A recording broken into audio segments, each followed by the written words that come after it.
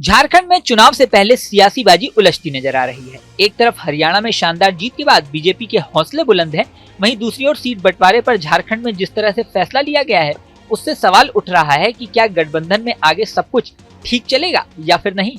दरअसल झारखंड में कुल 81 विधानसभा सीटें हैं। इसमें सीट शेयरिंग को लेकर जो ऐलान किया गया है, उसमें बीजेपी ने खुद के लिए 68 सीटें, AJSU जेडीयू को सिर्फ 2 सीटें और एलजेपी को मात्र 1 सीट दी है।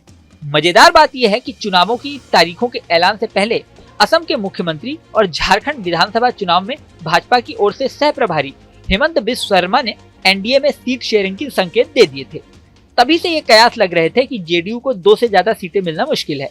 लेकिन इन संकेतों के बाद अगले ही दिन नीतीश कुमार ने पटना में झारखंड के जेडीयू प्रभारी अशोक चौधरी, झारखंड जेडीयू के नेता खीरू महतो और पार्टी के वरिष्ठ नेताओं को बुलाकर बैठक ले ली। केंद्र में बीजेपी की सरकार नीतीश के समर्थन पर टिकी है। ऐसे में जेडीयू की मीटिंग को प्रेशर पॉलिटिक्स के रूप में देखा गया। इसके बाद अशोक चौधरी, विजय चौधरी और खीरू महतो ने ताबड़तोड़ एक के बाद एक मीडिया में बयान दिए और इसमें 11 सीटों में जेडीयू की दावेदारी ठोक दी। ऐसा लगा कि नीतीश कुमार मौके को भुना ले जाएंगे और केंद्र में समर्थन के बदले झारखंड में अधिक से अधिक सीटें हासिल करने में कामयाब हो जाएंगे। विरोधी दलों ने एनडीए में सीटों को लेकर मचे घमासान पर चुटकी भी ली थी, लेकिन शुक्रवार को जब सीट शेयरिंग का ऐलान हुआ तो हेमंत बिस्व शर्मा की ओर से की गई घोषणा में बहुत ज्यादा अंतर नजर नहीं आया। जेडीयू को फाइनली 2 ही सीटें दी गई हैं। यहाँ नीतीश कुमार के महत्व की बात करें तो न सिर्फ केंद्र सरकार उनके समर्थन पर टिकी है, बल्कि अगले साल बिहार में चुनाव भी हैं। ऐसे में जेडीयू को सिर्फ 2 सीटें देने का इफेक्ट वहां दिखाई दे सकता है। बात सिर्फ नीतीश कुमार तक ही सीमित नहीं है। बिहार में बीजेपी की दूसरी बहुत बड़ी सहयोगी पार्टी एलजेपी है। एलजेपी को भी झारखंड में सिर्फ 1 सीट दी गई है। यहाँ आपको ये बता दें कि केंद्रीय मंत्री शिवराज सिंह चौहान झारखंड में प्रभारी हैं, जबकि असम के सीएम हेमंत बिस्व शर्मा सह प्रभारी। वहीं बीजेपी के प्रदेश अध्यक्ष बाबूलाल मरांडी हैं।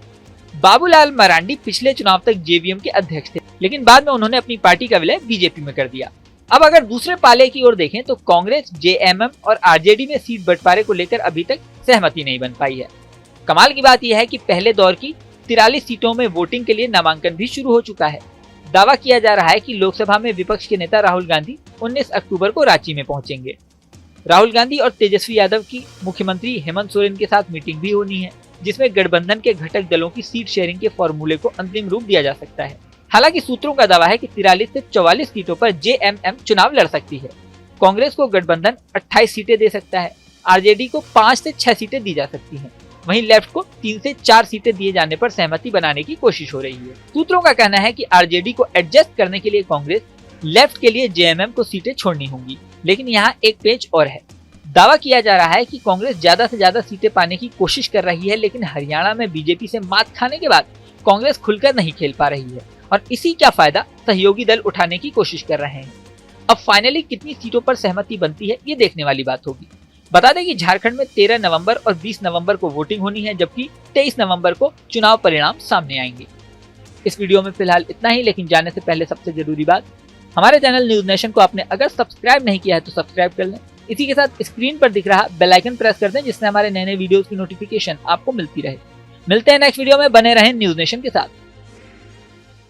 न्यूज नेशन अब व्हाट्सएप पर खबरों के ताजा अपडेट के लिए न्यूज नेशन के इस क्यूआर कोड को स्कैन करें।